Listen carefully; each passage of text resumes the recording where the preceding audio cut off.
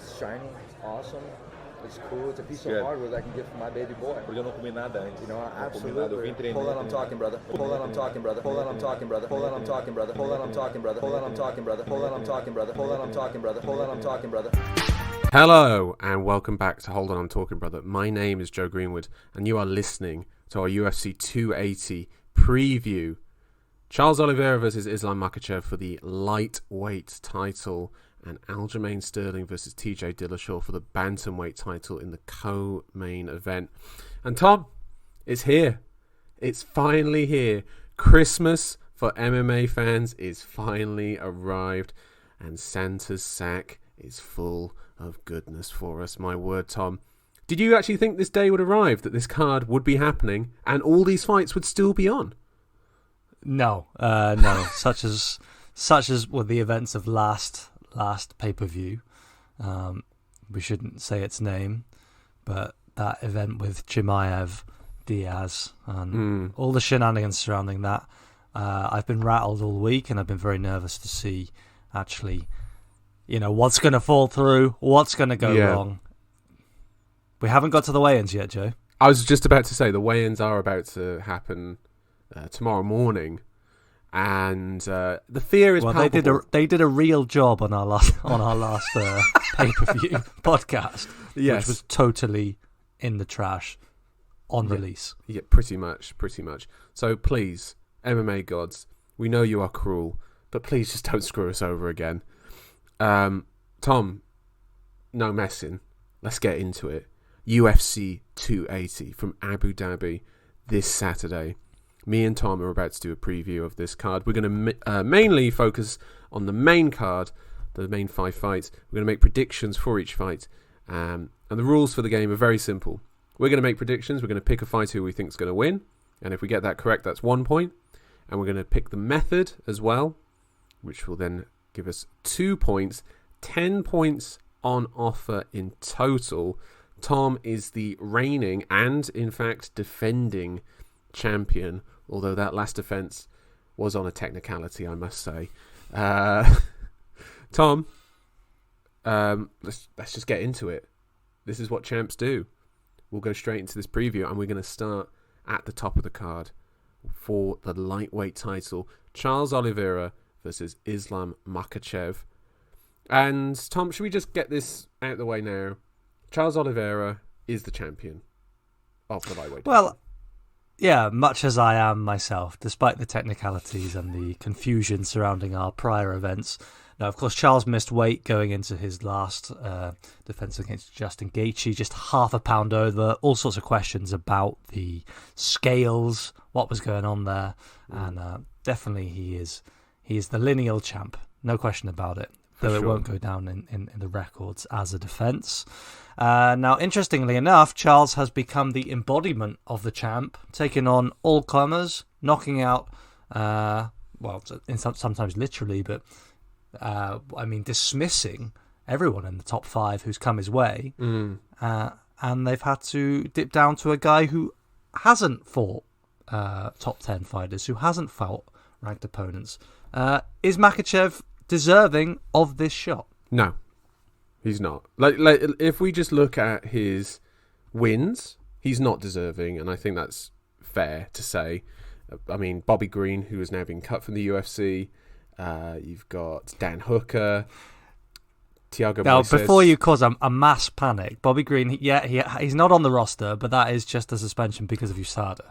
Sorry, my mistake. Before we have tears amongst the audience. Sorry. But Joe, he's won 10 in a row in the UFC. That's not enough? No, for me, no. There needs to be that sort of signature win, and he was potentially going to have that in the matchup with Dariush that didn't end up happening, which is where Green stepped in. This is not Makhachev's fault. Like, he can only beat who's in front of him, and he's done a very good job of it. But if you take Islam Makhachev and who he is and who he's beat, and you remove his link to Khabib Nurmagomedov, is he going to get a title shot? Like, straight up? Definitely not. No. Definitely not. So, you are... And Charles Oliveira was right in the press conference saying that Islam is riding the wave of Khabib Nurmagomedov into this title shot. For me, I think that's fair to say. I will also think it's fair to say that Islam Makhachev is one of the 3 best fighters in this division, though. And that for him to have a title shot is inevitable. And frankly, I'm not too mad about it. Well, I also thought Makhachev brought up a pretty good point in himself in that Oliveira, just 2 years ago, came straight out of left field, or even less than 2 years ago when he fought Chandler back in May of 2021. He wasn't he wasn't amongst the elite. He was an outsider. Nobody was seeing him as someone who would win the belt and then go on to hold it, but circumstances broke his way. He got that opportunity against Chandler, finished him emphatically in the second after a real back-and-forth fight, and then, of course, dusted off Poirier and Gaethje in the months that followed. Now he is the all-dominant champ, so perhaps Makhachev can emulate that. How's the fight going to go, Joe? What, you want my prediction straight up, or do you want what I think the X's and O's of the fight are? I mean, look, it's being billed as this kind of grappler versus wrestler, i.e. like a jiu-jitsu specialist fighting this sambo champ. That kind of suggests to us that we're going to see a fight on the floor. Are we going to see a fight on the mat? I think that if the fight goes any sort of distance, then that is inevitable. I think Makhachev's wrestling is too strong to deny that. I think I don't know. I don't think I'm off base with that entirely. Yeah, I mean, Makhachev, he's not hiding it. You know, he said he wants a finish on the ground. He wants to prove a point. Not that we ever thought he was going to be trading hands with Charles Oliveira. No, which he shouldn't. Especially the man he's become. Of course, but you know, one of the things that people used to say about Khabib is that he kind of, you know, it's almost like Khabib had a point to prove, and so he would keep the match standing when it probably wasn't the fastest route to victory for him. That kind of psychology doesn't seem to be working on Makhachev. No. And of course, Joe, that is because Makhachev has been knocked out. He has been finished. He has 2 fights into the UFC, fighting a man who's now Adriano Martins. You know where he is now, Joe? Where's he fighting? Yeah, I'm going to guess maybe some far off MMA promotion in Siberia. Well, Taura MMA. So okay. If that means something to anyone, then please write in. But that fight, it must have scarred Makhachev, and since then he's not taking any chances on the feet. He wants to get to the mat. Well, he doesn't get hit. Like, that's the thing about Makhachev. Like, his stats are insane. Like, you know, you see these fights where guys get absorbed around about like 2 strikes per minute. You're like, wow, this guy's got really good defense. He doesn't get hit at all. Makhachev absorbs 0.84 strikes per minute. Like, that is less than nothing in terms of MMA. The flip side of that is that his output is very low because of those wrestling exchanges that he creates. I mean, the main battle of this fight is actually going to be in relation to the feet, which is the clinch game, I think, of these two. Charles Oliveira loves the clinch, that sort of left hand, collar tie, loves getting that in, throwing uppercuts, throwing knees to the body to drain you of your gas, and then the break on the clinch, catching you on the break. You saw him do that against Gaethje, you saw him do that against Chandler, you saw him do that against Poirier. In these title fights, that is what Oliveira wants to create. He wants to create these chaotic exchanges. And the thing with Oliveira is he marches these guys down. He really does march them down. And I actually think that approach of marching them down is what he needs to do against Makhachev, because Makhachev, as you've seen with these sort of Dagestani wrestlers, these Sambo specialists, is that they love using the fence. They're really good at weaponizing the fence to take people down, pressing them up against it, sapping them of energy, breaking their posture, pulling them down, pulling their hands away, continually over and over and over again. And to stop that, you have to move forward. And Charles Oliveira, he does many things, and he does them many very, very well. But one of them is marching forward into battle, creating chaotic exchanges. I think if the fight goes any distance, Makhachev taking him down is inevitable. What is also inevitable to me is that Oliveira is going to land on Makhachev, and he's going to land big shots on him.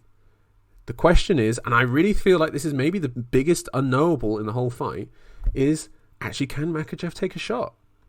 Yeah, absolutely, Joe. I think you've hit the nail on the head there, because of course he's done everything to keep that secret from us. Number one, by not fighting the top guys, by not being matched up with them. All right, in fairness to him, but also in the way that he's fought, he really, he really hasn't wasted any time in taking it down to the mat. But he hasn't fought someone who can apply the pressure and offer some threat from the mat like Charles. Let's say that Makhachev takes Charles down. Yeah, we think that's going to happen. Yeah, Makhachev, he's got top position. Yeah.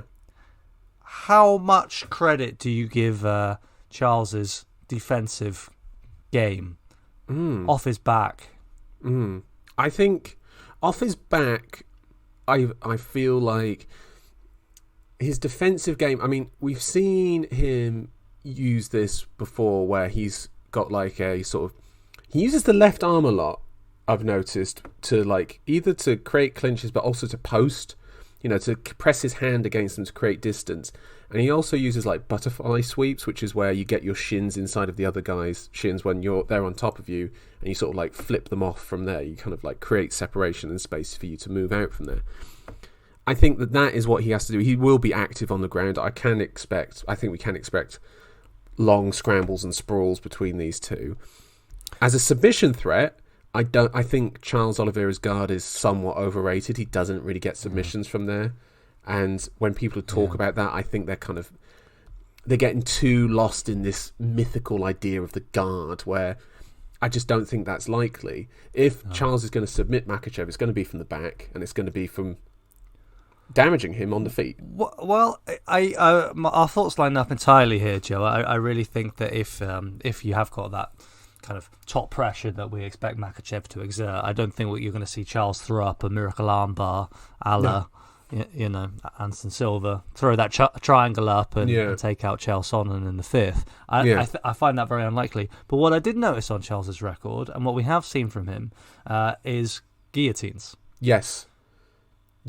Now, it seems a plausible scenario that Makhachev could get over eager, force the takedown, and step straight into one of those guillotines and get, a little bit surprised by just how vicious Charles is with that submission. That is also where it's going to come from, that guillotine. He normally gets it sunk in the first motion of it from a standing position, which then obviously can come from clinch and it can come from takedowns from his opposition, and then pulling them down into it.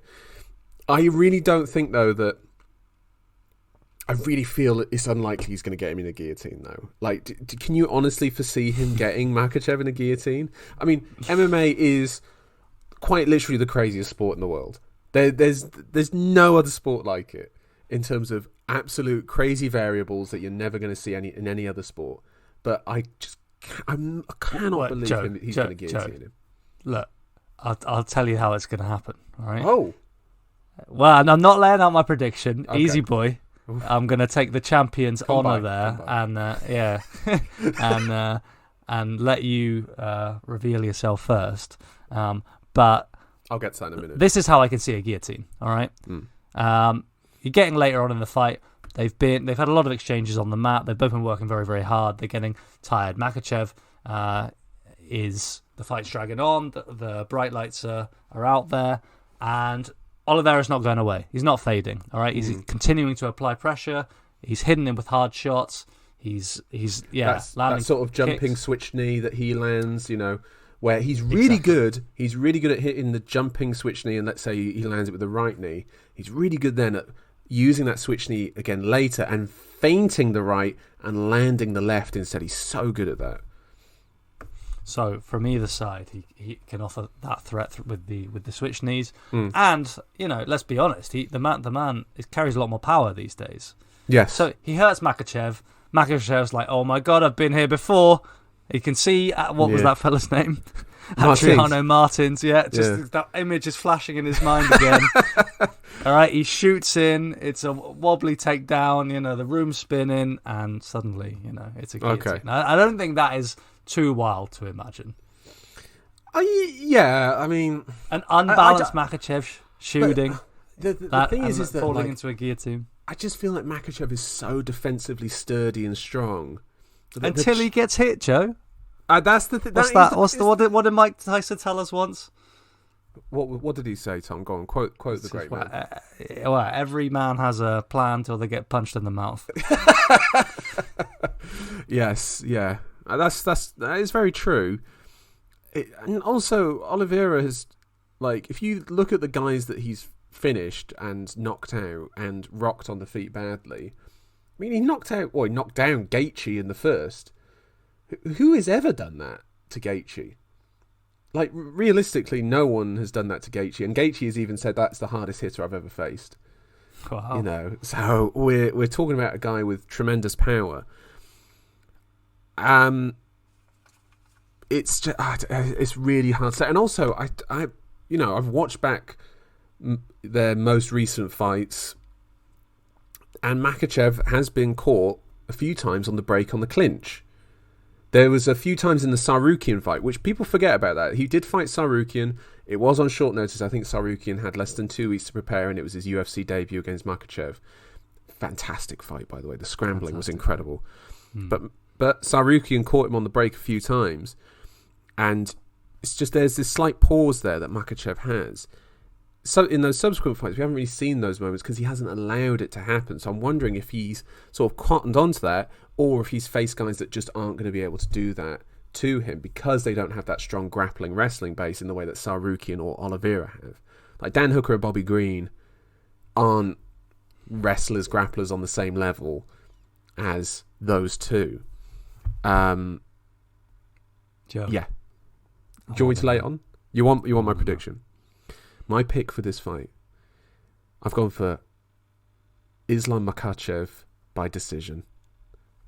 I'm sorry. Oh, Joe. It pained me to write that. I thought you were romantic.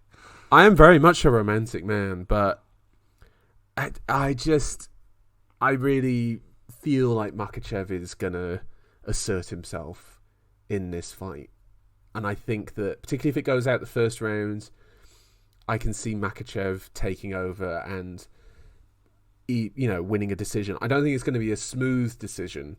I don't think it's going to be a decision where Oliveira is not in this fight the whole way. I don't think Oliveira is going to need, Leon Edwards' coach in his face screaming at him to get going. Like, he's not going to need that. Oliveira is going to be going the whole time.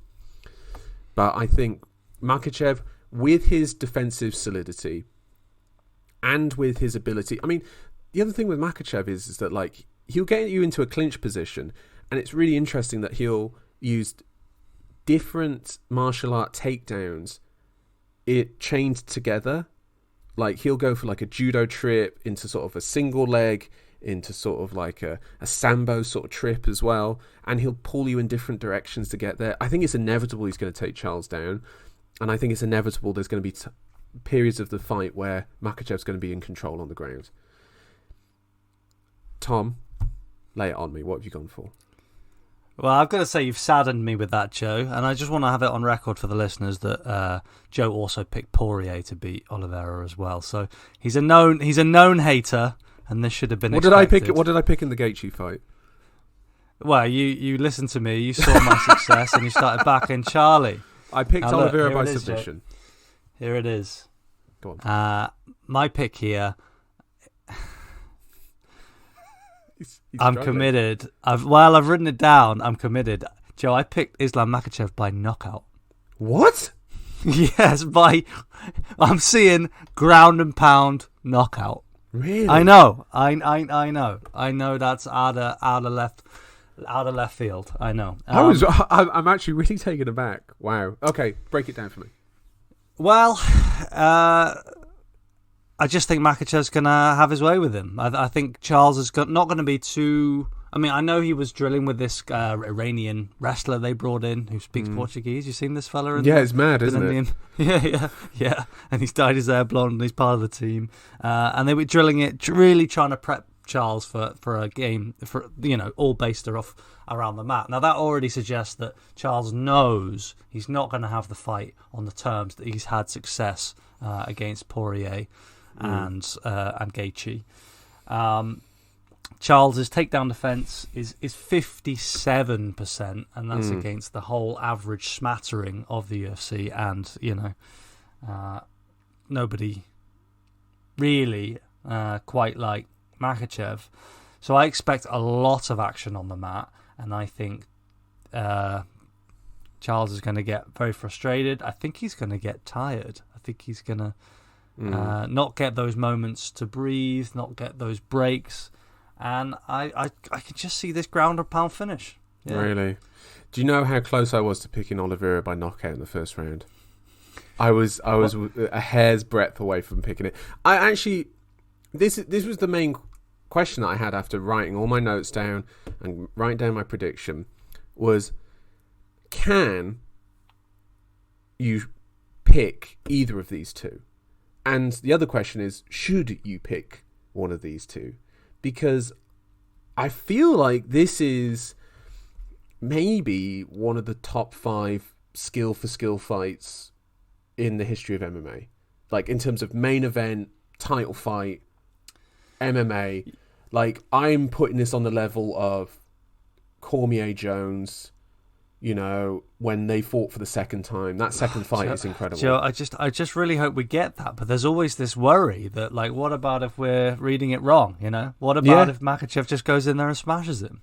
Which I think is possible. I think, like, I'm just worried. Is it likely? That's maybe it is. Maybe it is. Maybe it is, yeah. Maybe it is, and maybe... Or maybe, well... Maybe it is. Or maybe Makhachev melts under that pressure, you know? Yeah. He shoots, Charles is too active off the mat, butterfly sweep, back up, chins him, you know? Makhachev folds. I mean, we've seen it. It's happened.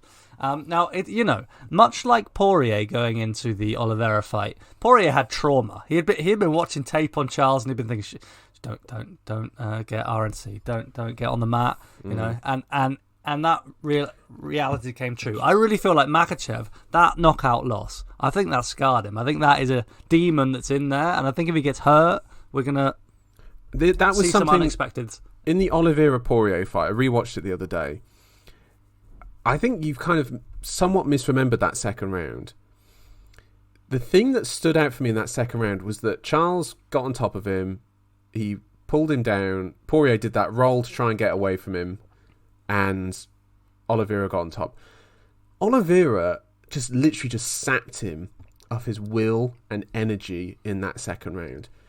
And he had his hands all up over his face, and he was grabbing his nose and mouth and closing it, and he wouldn't let him breathe, and then he'd be getting shots in.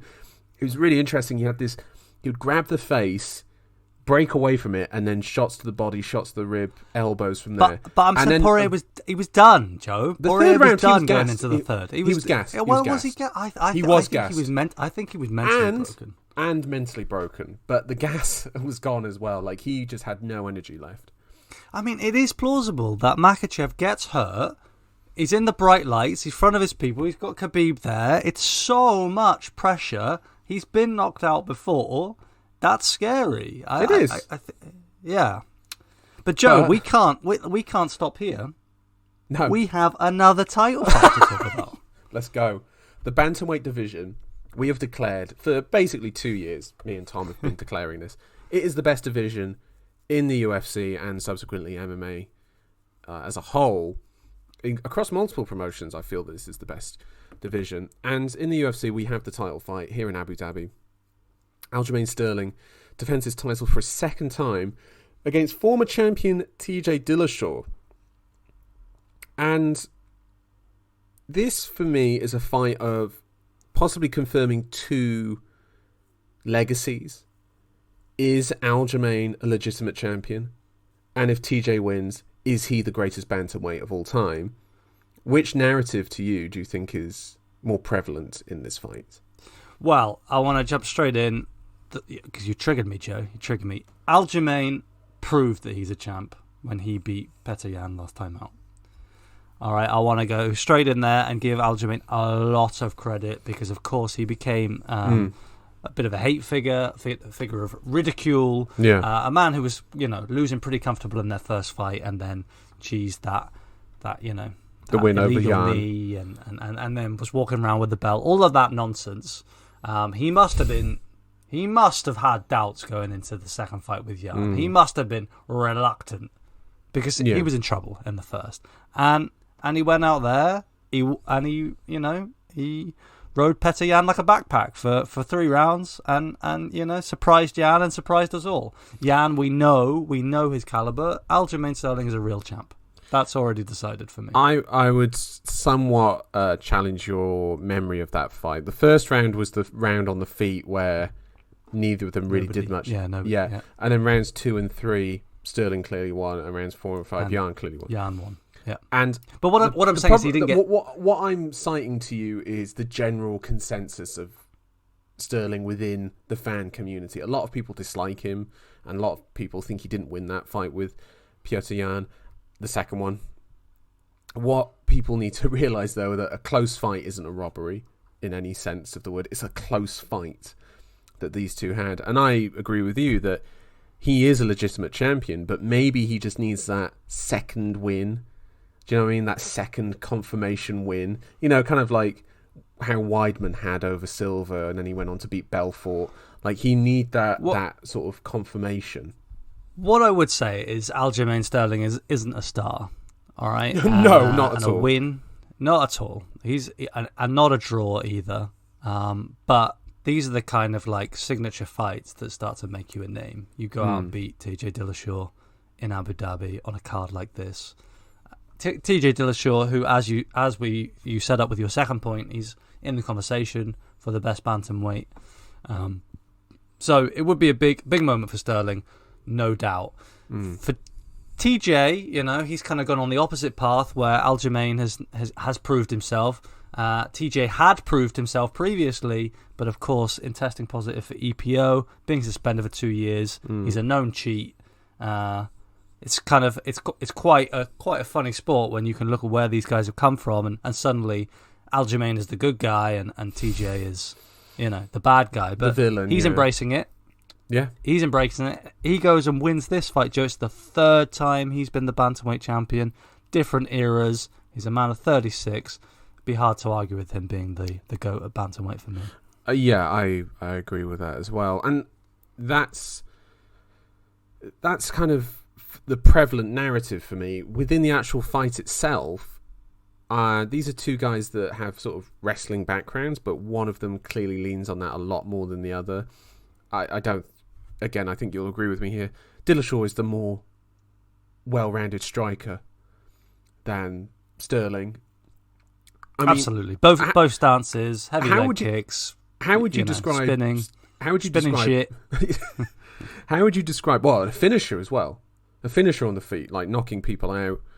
Knocking Cody Garbrandt out, but everybody does that. Renan Barão when Renan Barão was the when man. was that? Well, that was a long time ago. That was a different era. This is what I'm kind of getting at. What I'm setting up here, Joe, is that we don't know a 36-year-old TJ Dillashaw. We don't know where he's at right now. You're referencing Renan Barão. That was in 2015. Okay, it was 7 years ago, Joe. Okay, so if we would describe Dillashaw's striking as well-rounded and slick, and actually I would say kind of fleet of foot as well. Like, he's a very mobile striker. Absolutely. How would you describe Aljamain Sterling's striking? Unorthodox. I've got loopy.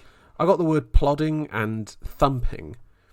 The two words. So, like, his combinations. And I was watching one of the embeddeds, and he was doing some striking practice, and I was just like, this is just, no one would ever say this is good striking. And I think that's kind of the point for him, because he uses his striking really to either just slow you down so that he can create grappling exchanges, or to engage in clinch exchanges from there. I mean, Aljamain Sterling, he wants to get that single leg, work from that single leg, and pull you down into that position. He will happily actually go to give you the leg back and then pull it away again to throw you off balance. But the main thing he wants... And then take the back off that, having caught the kick, yeah. The back take. Yeah. Clasping the hands, working to the back, getting to the choke from there. That is what Aljamain Sterling does. It's real bread and butter stuff for him. And he's really good at it. He is so good at it.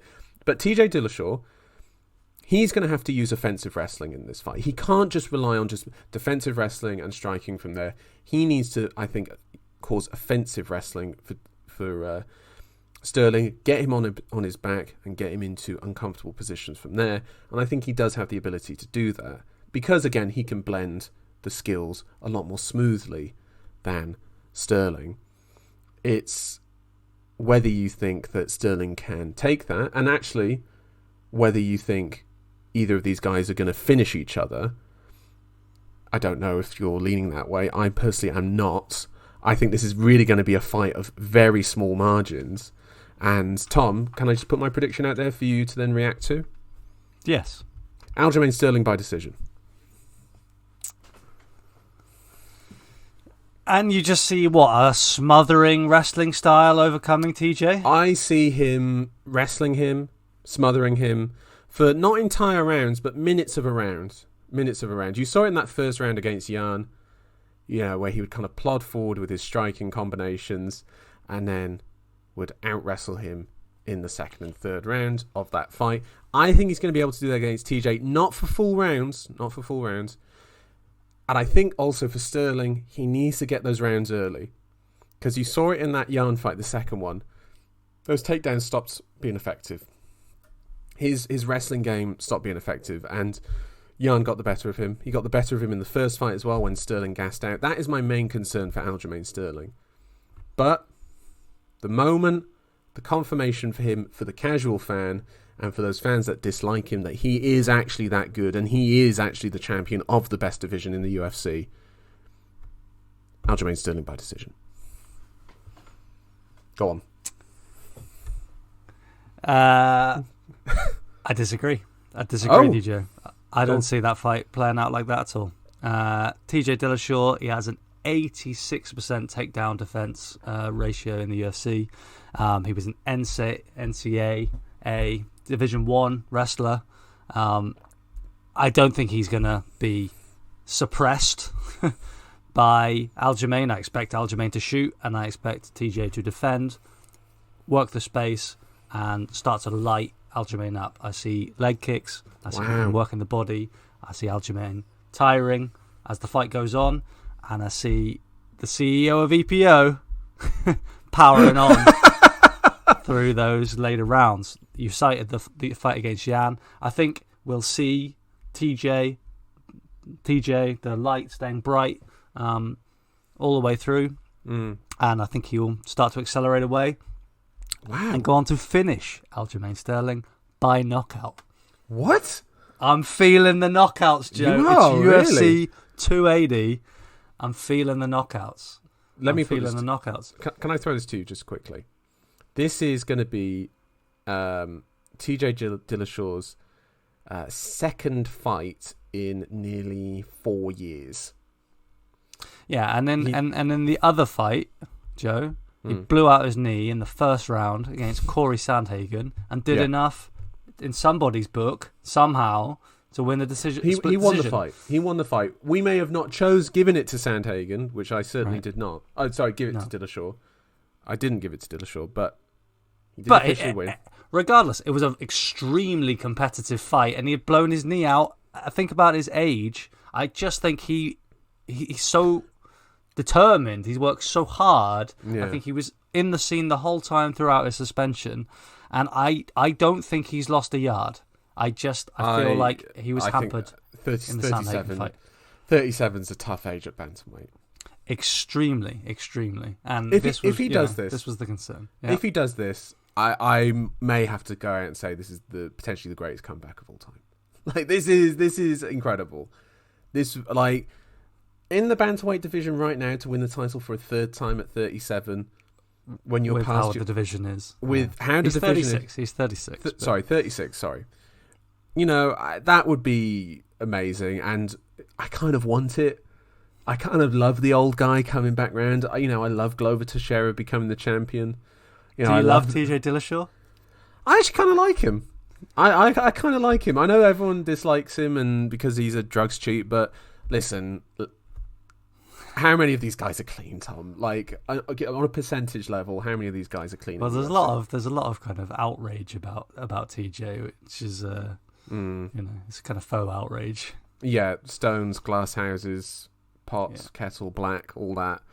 Yeah, I frankly, if he got caught and he served his time, that's all that matters at this stage. And he's done his time. He's come back. He's beat Sandhagen, and he's in a title fight. And he's a legitimate contender. What's interesting to me, though, Tom, is I'm going to cite something that you said last week, that you think that there's a sitting duck in the top 5 of the UFC bantamweight division. And I thought you meant TJ Dillashaw. Who did you actually mean? You're pulling me up, Joe. You're pulling me up, and that's before I sat down and came to have a moment here. I was referring to TJ. I was referring to TJ, and I was. You've fainted. You fainted across 2 pods. You've been like, that's it, Joe. We're playing 4D chess, Joe. We're playing 4D. This is what champs are made of. Right? This is going to be 4 in a row. No, okay. I'll be honest. I was thinking TJ. A bit fortunate to be there, especially with the, what I thought was a loss to Sandhagen, with his age, with his record over the last few years, in his absence of a record. You kind of stack him against those killers, and I was just thinking, this is an old man who's kind of living on past glories. Then I had a second take at it, and I thought, like, wow, he blew out his knee, and he fought like that against Corey Sandhagen. Yeah, one of the best in the division. Corey Sandhagen, we've seen him schooling people. Obviously, a much younger man at the peak of his powers, and TJ did go strike for strike with him. He did. So that made me have a think, and then I just think this matchup for TJ, I like it. I like it. I'm not sure I'd like other matchups in the top 5 for him. I think he has the skill set to give Aljamain trouble, and that's because of his wrestling base. I think also for me that, as I referenced before in the striking, I think how fleet of foot he is as a striker. Joe, he's fast. He switches stances. He's gonna cause Aljo some problems. Yeah, some problems, and I don't think he'll be giving up his back, kind of ducking out like Yan was. I think the discipline he's come from, he won't have that. He's so mindful about his back in a way that Yan just isn't from his boxing base. So, TJ Dillashaw, knockout. We're going to see it. Okay. All right, I'm going to ask a question about these 2 title fights. Do you think any of the potential winners of their fights, out of the 4 guys competing, do you think they're going to hold their titles for very long? Joe, that division is just stacked with killers. There are people's names we don't even know who are coming. It doesn't stop. It doesn't stop. No, I think there's too many bad matchups for everybody. Yeah, I actually, when looking at Makhachev and Oliveira, I actually feel like whoever wins that fight, I don't think they're going to hold the title for very long. I don't think they're going to have a long title reign. Sorry, Joe. I was getting so wrapped up with bantamweight, I forgot we're talking about lightweight too. Yeah, I'm talking about can somebody hold the division down in bantamweight for bantamweight? Absolutely not. Absolutely not. It seems unlikely. Who would be next to Makhachev that you would as a legitimate challenger? I mean, how long is it going to take before you've got Chookagian coming for a rematch or Gamrot, or Gamrot, of course. Ismagulov, yeah. Let's hold that before we get to Dariush and Gamrot. Yeah. First, we've got to talk about Petr Yan, the aforementioned marauder, the high bar by which others are measured. He's fighting Sean O'Malley. What did he say about Marley? He said he looked. Oh, what he said he looked like a whore on the side of the road. That was a good one in the press conference. But he also said that O'Malley is Project McGregor 2.0. Oh, very funny. Well, I mean, and he's right. But O'Malley, I don't get it. I don't get it, Joe. I did look through the interviews that each fighter gave going into the card. They all do their individual interviews. They're all uploaded to the UFC. O'Malley's is the 3rd most viewed after the main event. After is the it? 2 fighters on there. It is. And Joey, man's got no charisma. Yeah, I don't. He's not McGregor. No, this was something that because I was talking to my partner Kirsten about this, and she sort of follows the sport through me. She's got her favourites. Bloodthirsty And let me tell you, Sean O'Malley is not one of her favourites. And I was trying to explain that McGregor appeals, or he appealed at that time. Appealed to a certain type of man at that stage.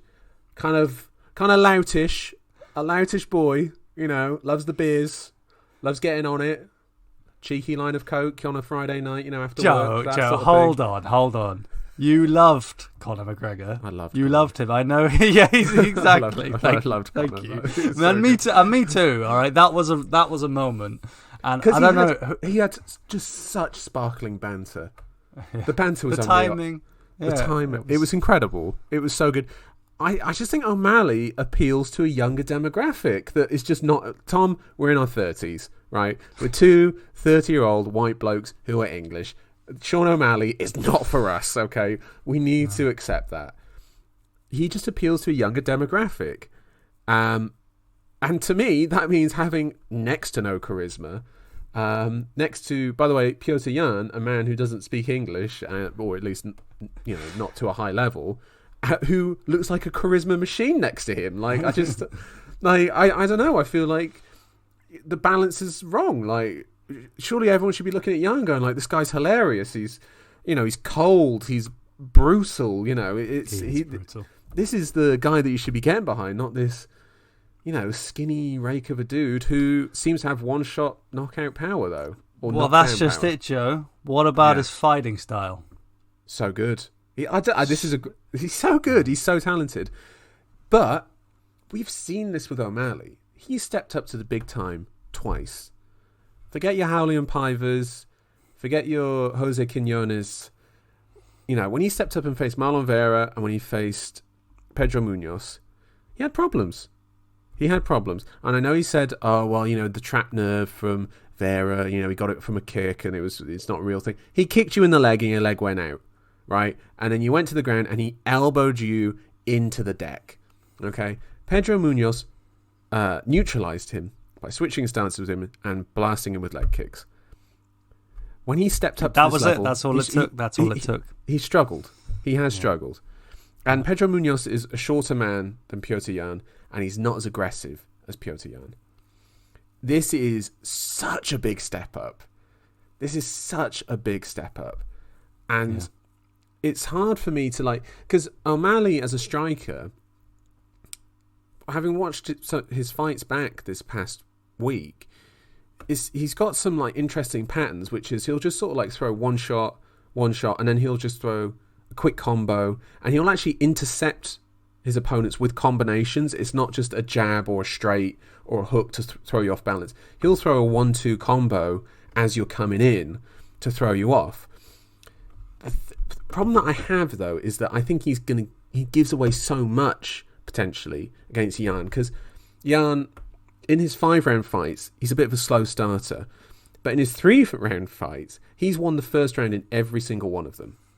He is not a slow starter in that, and he's still getting reads. He's got this sort of tucked up shell, whatnot. He doesn't give much away, and then he'll just explode on someone, knock them down. He'll really sort of brutalize them. He'll find that weak spot and absolutely expose it. And I'm giving my hand away here. I'm going first again on predictions, if you don't mind. I've gone for Petr Yan by decision. Oh, Joe, you picked another decision. This is not like you. I know. I'm the knockout king normally. I'm normally the knockout man. Got seduced by a knockout. Mm. Yeah, I'm struggling to make a case for O'Malley. I got to be honest. Yeah. I mean, the thing you might, if you were trying to look for something as a casual fan, you might say, well, O'Malley's got that knockout power. He's got the range. Yes, very much so. He's got more. I'd say variety in his attacks, as such. Of he can throw single strikes that maybe Yan isn't going to throw, whereas Yan might have a more conventional boxing style. I also think, though, Yan, he's going to take him down in this fight. I think Yan is going to wrestle him as well, and he's going to see what he's got on that. O'Malley's been feigning this ground game, letting everyone know it's there. Just test me.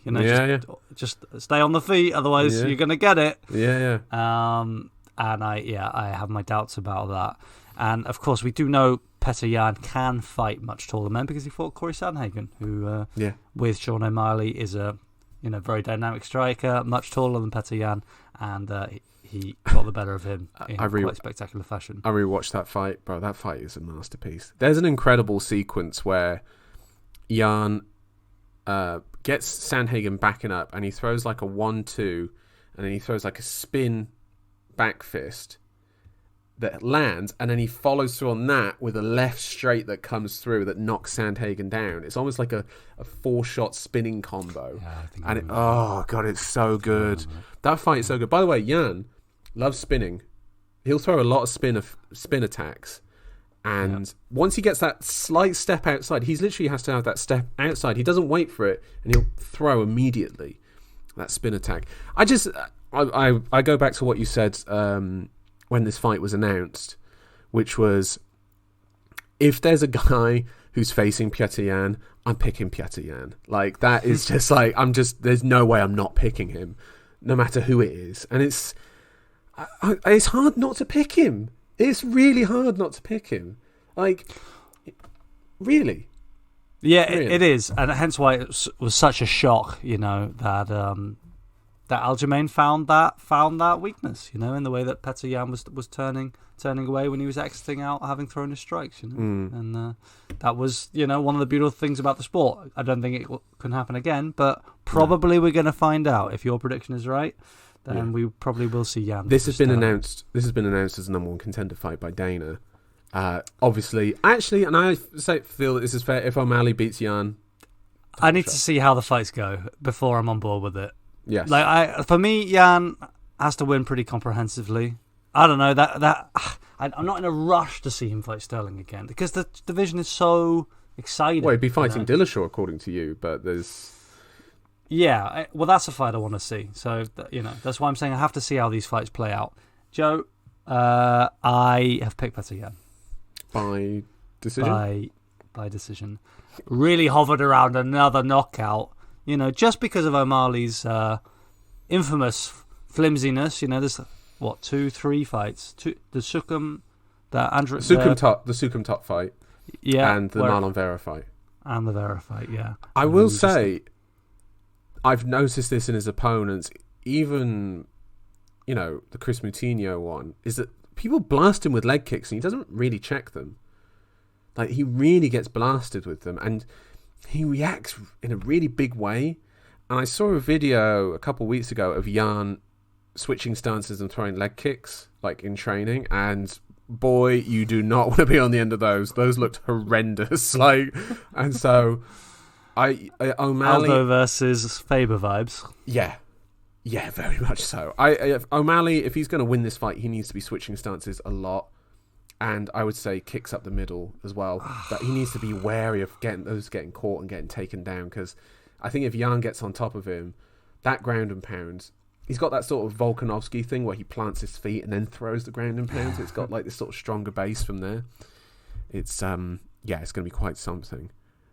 Shall we talk about the dark horse fight of the card? I actually really struggled with this fight. Beneil Dariush faces Mateusz Gamrot. I'll tell you, I didn't. You didn't? I didn't struggle with this. Okay, cool. Right, let me set it up.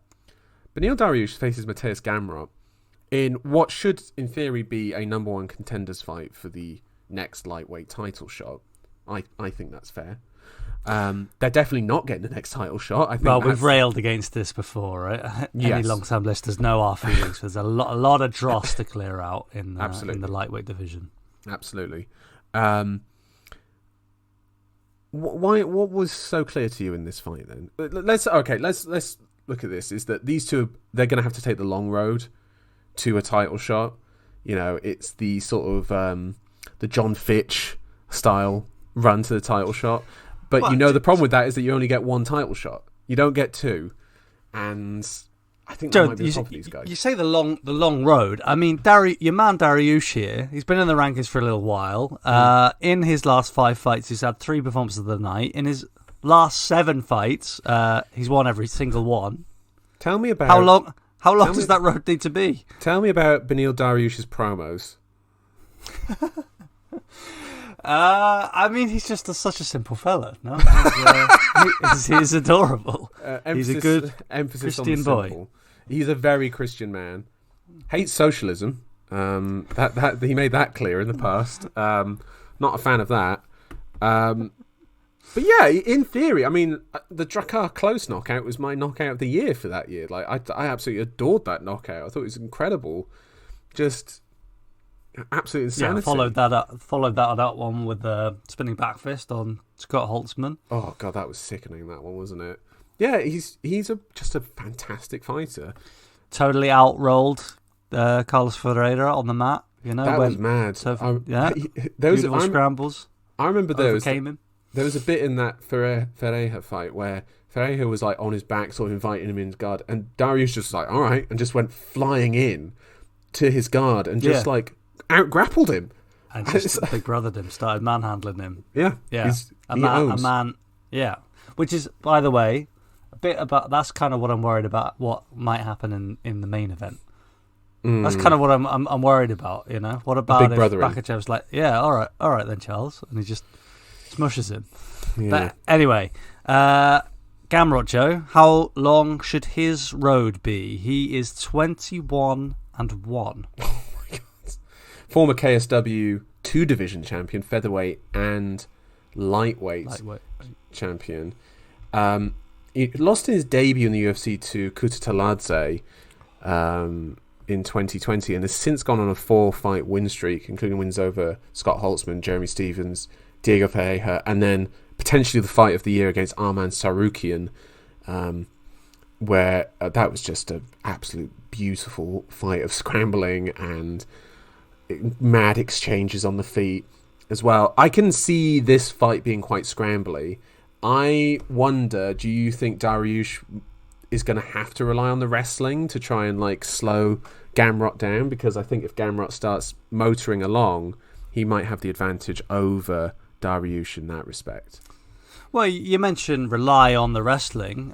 Didn't work out so well for your man Chookagian in his fight with Gamrot. I mean, I think both me and you scored that for Chookagian, that fight, did we not? Very close fight, Joe. Oh, so close. It's so good, though.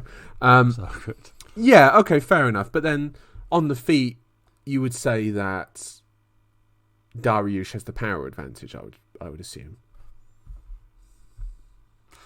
One of Dariush's comments was that Gamrot's a bit bigger than he thought he was. I was surprised at how big he was, actually. Yeah, and Gamrot wanted to show that, removing his shirt before the press conference even began. He was out there trying to show something to quieten the doubters. Does Dariush have the power advantage? I think only if Dariush is hurt.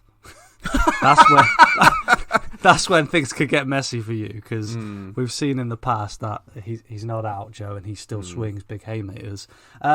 No, I'm not sure he does have the power advantage. I'm not sure. I am sure that Gamrot has the speed advantage, the movement advantage, the diversity of striking advantage, and I think he's got the wrestling advantage as well. So this fight is quite clear to you then? Yeah, Joe. I've given it to Gamrot, and I've given it to Gamrot by decision. Interesting. That's Joe, really look, Joe, this is the new school. Now, the poor Dariush, he's been working away, beating what's in front of him, looking great, doing so. Yeah. And in the meantime, the UFC has opened its doors to the East. And Dariush is having flashbacks to his origins, to his childhood, and hearing stories of the the Red Wall and how communists should be, killed and all this sort of nonsense. That's just it. And suddenly you've got Kutateladze, you've got Gamrot, you've got Ismagulov, Chookagian. Yeah, all these absolutely elite killers, Joe. And I really think they just represent the future of the sport. Right. So you've gone with Gamrot over Dariush. And it's the new era, baby. And I presume that would be... Oh, well, I was going to say the next title shot, but apparently that's going to Alexander Volkanovski. We'll get to that after we finish previewing this card. I'm going to surprise you here, Tom. I've gone for Mateusz Gamrot by decision with this. I feel like this fight could be really, really close. I just feel like Gamrot's speed. He'll just have a speed advantage over Dariush. That he's going to outland Dariush, Joe, and he's going to get out. He's going to roll with him. It's going to be quick exchanges, and Dariush is not going to be able to keep the pace. Excellent. Right, opening the main card. Love Dariush. He's looked great. He deserves credit, but the sport has moved on so fast. And he big brother Tony Ferguson as well. Like, people forget that like, you know, I feel like now with Tony Ferguson, after that Nate Diaz fight, we look back at the Dariush one and the Oliveira one, going like, he wasn't that bad, was he? Like, you know, that was the Diaz one was bad, you know, but was that so bad, the Dariush one, like his performance in that? I don't know what happened to Tony. Science will find an answer one day. Time got him. Time is what got him. Right, opening the main card, women's flyweight.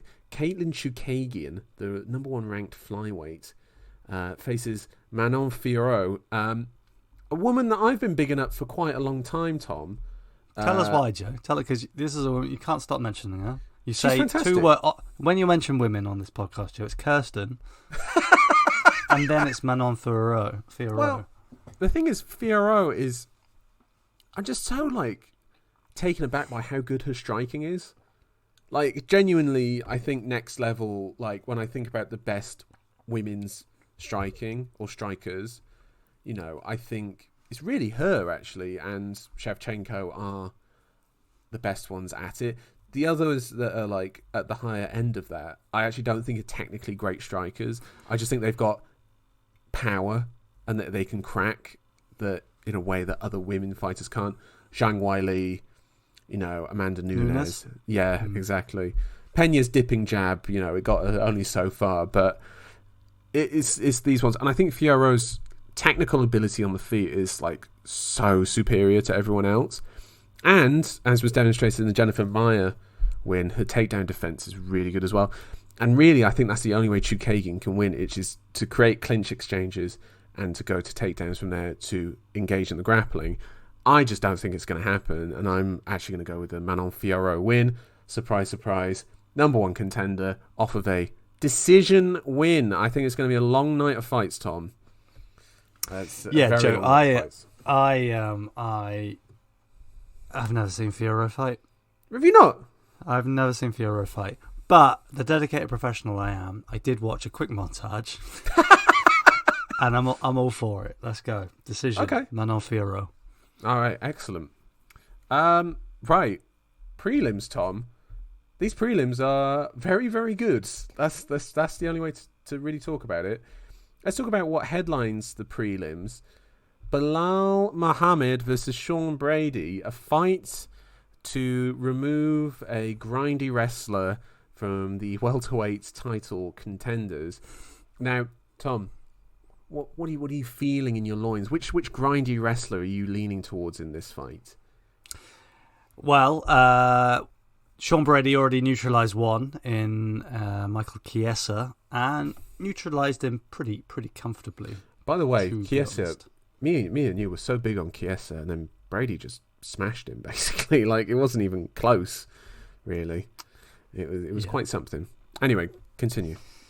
Well, so we have that to point to. Belal, on the other hand, has had a bit more favourable matchups. They've kind of given him the chance to become a bigger presence.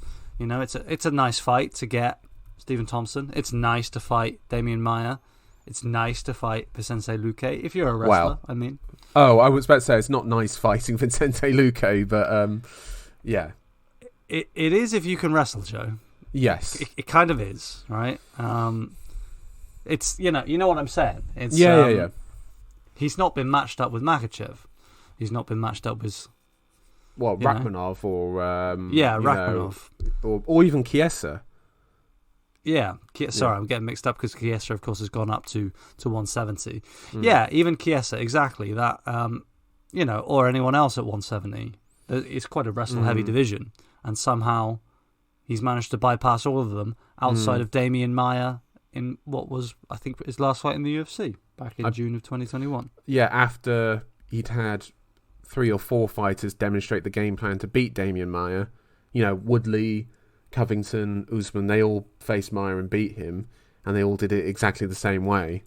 And Belal Muhammad just basically had to follow that same template. So, yeah, okay. So you're saying that Brady has has what you feel like a more legitimate test on his record in Chiesa? Yeah, that's exactly what I'm saying. Yeah. And I think Brady's going to beat Belal. Wow. See, I think Brady he's got a really tough situation that he's walking into. Because he's facing Belal in Abu Dhabi. He's got Khabib in his corner now. You know, he's aligned himself with that gym. You know, I think Belal is going to get a really big reception when he walks out there, and I think Brady's going to be in it's going to be a difficult situation to get through. And I think if he can get through it, and I am actually picking Sean Brady to win this fight, potential title contender for me in Sean Brady. I think he is easy now. Yes, but let's see more. No. We need to see more. Gilbert Burns.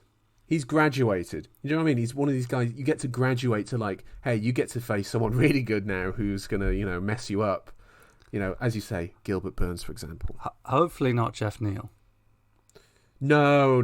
Give Neil Masvidal. Do you know what I mean? Let's have some strikers facing each other in this division. Let's have some fun. Come on. Right, Tom, can I tell you the prelim fights that I like the most outside of this? Or do you want to go first? You're the champ, you go first. I think a bit of respect is warranted, Joe. Sometimes, I let you run so far. But in fear that you might highlight the same fight, I will go first. I have picked here the fight just before Muhammad and Sean Brady. Makhmud Muradov out of Uzbekistan. He's fighting Caio Borralho out of Brazil. Joe, I like what I've seen so far from Borralho. Yes. Interesting character. Yeah. Was it the for the geeks? No, isn't that his whole?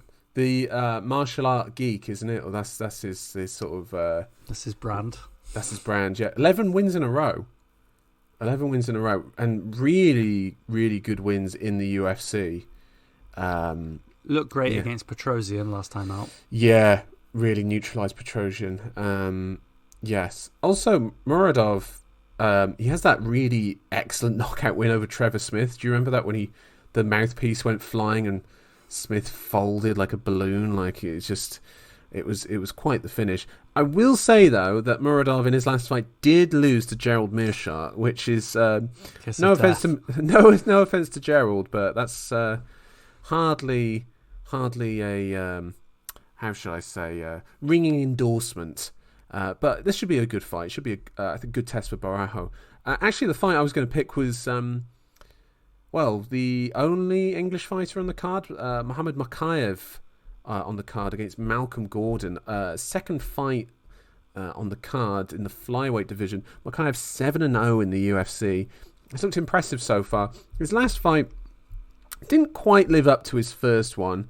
Win over Charles Johnson, who I actually think Charles Johnson came out of that fight looking very, very good. But it was the one over Cody Durden that really sort of announced him at the Fight Night event in London in March. And I think this is going to be a really good test for Makhachev. Gordon, he's been in the UFC for a while. He's got some good wins. He's a good experience test. He's got a good win over Francisco Figueiredo. Did he beat Sumaderji? No, he lost to Sumaderji, didn't he? But got knocked out by him, Joe. Oh, I take that back then. But it's a good experienced fighter for him to face. 3 fights in a year.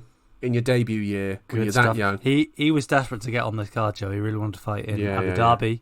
Yeah. And of course he is, I think, of Dagestani descent. So well, he's, again, got that backing.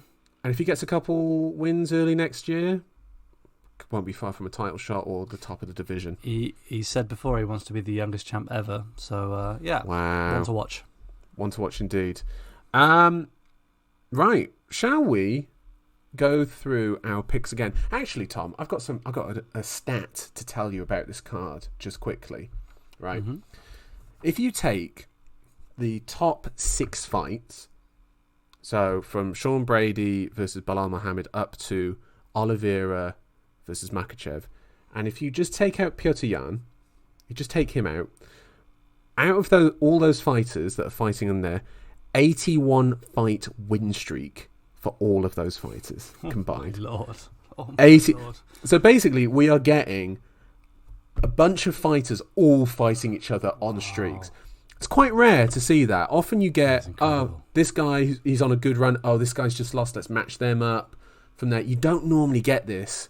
This is actually, when you start to cut through this card, this is actually the reason why this fight card is so good. You've got so many undefeated streaks going. Like these long win streaks. Well, none more so than, of course, the main event. We didn't mention it when we were discussing it, but, I think it's the first time in UFC history that you've got 2 champs, a title fight up with both contenders on 10-fight win streaks. I think that's never happened before. That's incredible. Absolutely incredible. Right, let's go through our picks one more time. This time going from the bottom up. Katlyn Chookagian versus Manon Fiorot. I've gone for Fiorot by decision, and you have as well. For Beneil Dariush versus Mateusz Gamrot, both gone for Gamrot by decision, if I remember correctly. Petr Yan versus Sean O'Malley. Petr Yan by decision for me. Same for me, Joe. For you as well. Yeah. Now, the title fights. Aljamain Sterling versus TJ Dillashaw. I've gone for an Aljamain Sterling win by decision. Yeah, Joe, I've taken the other end of that. I've gone for a TJ knockout. Shocking everyone. That knockout, can you imagine? Is big. Yeah. That's big. Yeah. Yeah. And then in the main event, we've abandoned our boy Charles Oliveira versus Islam Makhachev. We've both gone for Makhachev. I've gone for Makhachev by decision, and you've gone by knockout. Yeah, ground and pound knockout. Yeah, that's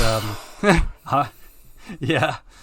I think we both want Charles to win, but that's how we've gone for it. If Charles knocks him out in the first round, I will absolutely lose my mind, and I'll be so happy. Yeah. It's what I would want to happen, and what I think it can happen. For sure, it can happen. I've just ever so slightly lent to Makhachev by decision. It's just that unknown, Joe. We've got that big unknown, and we're going to find out. Okay. One thing that we hope we don't see is that we hope we don't see Alexander Volkanovski on Saturday, because he has been called in as the backup for this main event here. He has also been promised the next crack at the lightweight title. So this is basically assuming that these two guys are going to come out of this fight relatively, or the winner of this fight is going to come out relatively unscathed and able to face Volkanovski in February in Perth. Now, Tom, what do you think the likeliness of this actually happening?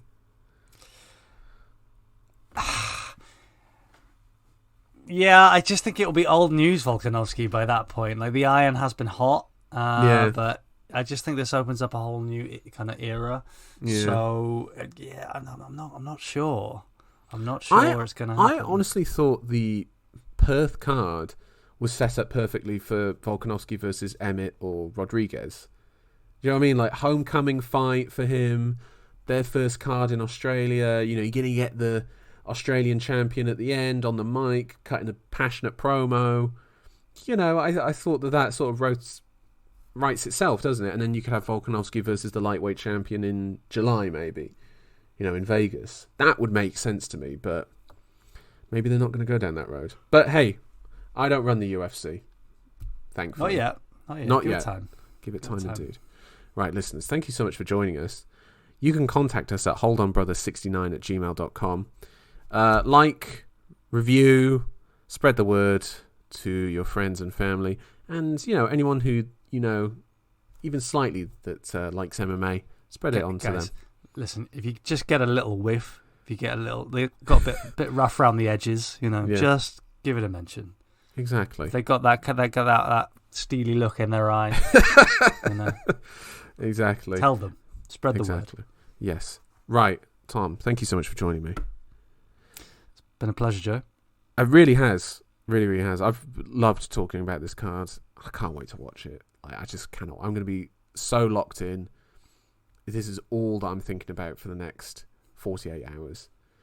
And, yeah, listeners, we'll be back next week to break this card down and what happened, and hopefully it is as dramatic and as incredible as we all think it will be. And speak to you next week, Tom. Can't wait, Joe.